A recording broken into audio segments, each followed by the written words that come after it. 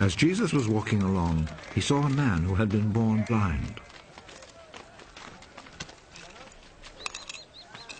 Teacher, whose sin caused him to be born blind?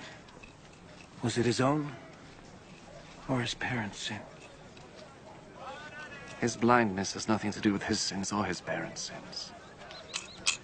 He is blind so that God's power might be seen at work in him.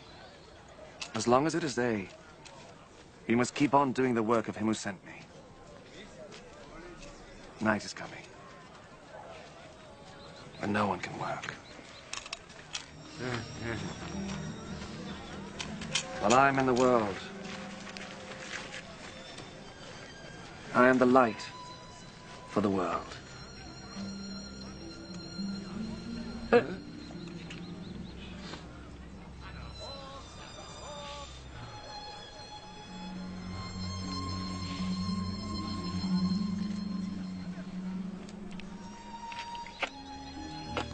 After he said this, Jesus spat on the ground and made some mud with the spittle.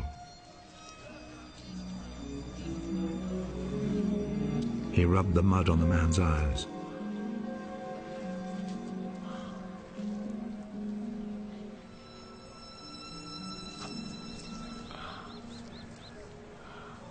Go and wash your face in the pool of Siloam. This name means sent.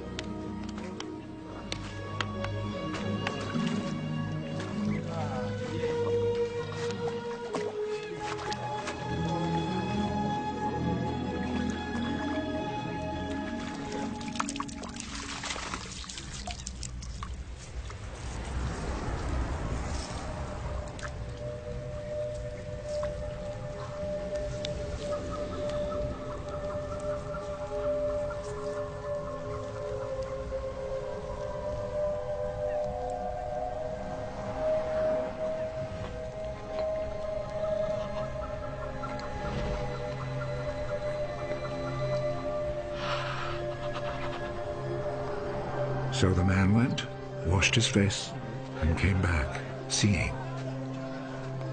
His neighbors then, and the people who had seen him begging before this, asked, "Isn't this the man who used to sit and beg?" He's the one. No, he isn't. He just looks like him. I am the man. How is it that you can now see? The man called Jesus made some mud, rubbed it on my eyes, and told me to go to Siloam and wash my face. So I went, and as soon as I washed, I could see. Where is he? I don't know. Then they took to the Pharisees the man who had been blind. The day that Jesus made the mud and cured him of his blindness was a Sabbath.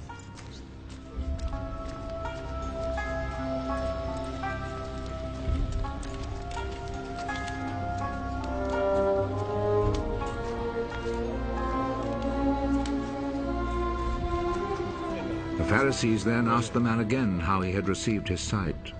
He put some mud on my eyes. I washed my face, and now I can see. The man who did this cannot be from God, for he does not obey the Sabbath law. How could a man who is a sinner perform such miracles as these? And there was division among them. You say he cured you of your blindness. Well, what do you say about him? He is a prophet. The Jewish authorities, however, were not willing to believe that he had been blind and could now see, until they called his parents. Is this your son? You say that he was born blind. How is it then that he can now see? We know that he is our son, and we know that he was born blind. But we don't know how it is that he is now able to see, nor do we know who cured him of his blindness. Ask him. He is old enough and he can answer for himself. His parents said this because they were afraid of the Jewish authorities, who had already agreed that anyone who said he believed that Jesus was the Messiah would be expelled from the synagogue. That is why his parents said, "He is old enough. ask him. A second time, they called back the man who had been born blind. Promise before God that you will tell the truth. We know that this man who cured you is a sinner. I do not know if he is a sinner or not. One thing I do know. I was blind. And now I see.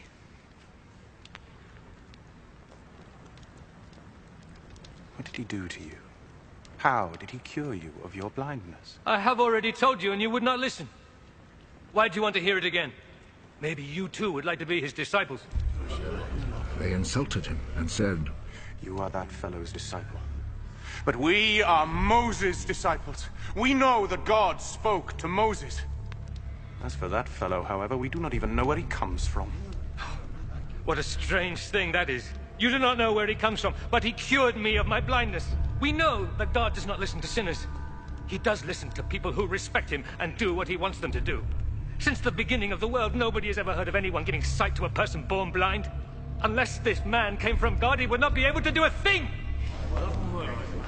You were born and brought up in sin! And you are trying to teach us. and they expelled him from the synagogue.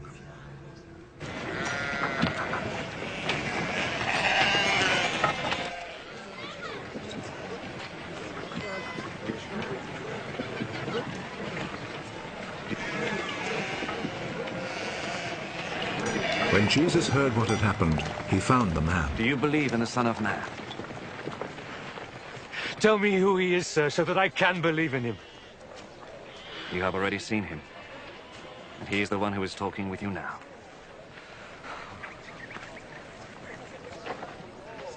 I believe, Lord. And he knelt down before Jesus.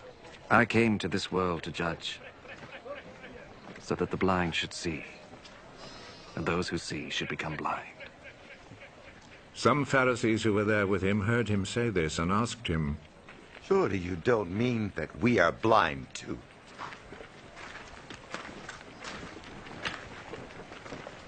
If you were blind, then you would not be guilty. But since you claim that you can see, this means that you are still guilty.